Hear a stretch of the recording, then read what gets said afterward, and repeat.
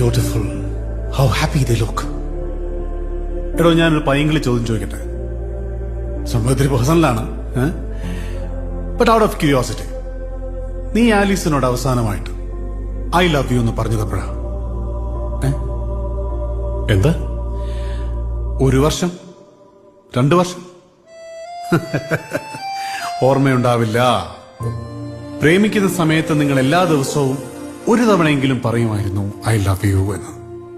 1 മണിക്കൂർ കാണാതിരുന്നാൽ അപ്പ മെസ്സേജ് ചെയ്യും, I miss you, miss you ഡാ, മിസ് യു മുത്തേ, ചക്കരെ, തേങ്ങ, മാങ്ങ, ഒലക്കയുടെ മൂട്, എന്തൊക്കെയായിരിക്കും. നിന്റെ കാമുകയായിരുന്ന ആലിസിനെ തന്നെയല്ലേ നീ കല്യാണം കഴിച്ചത്? Then why the double standards? ഒരാൾക്കൂട്ടത്തിന് മുന്നിൽ വെച്ച് സ്വന്തം കാമുകയെ ചേർത്ത് പിടിക്കാൻ നിനക്ക് എന്തൊരു ധൈര്യമായിരുന്നു. അതേ പെൺകുട്ടി നിന്റെ ഭാര്യയായപ്പോ ആ ധൈര്യം എന്താ നാണക്കേടായി മാറിയത്?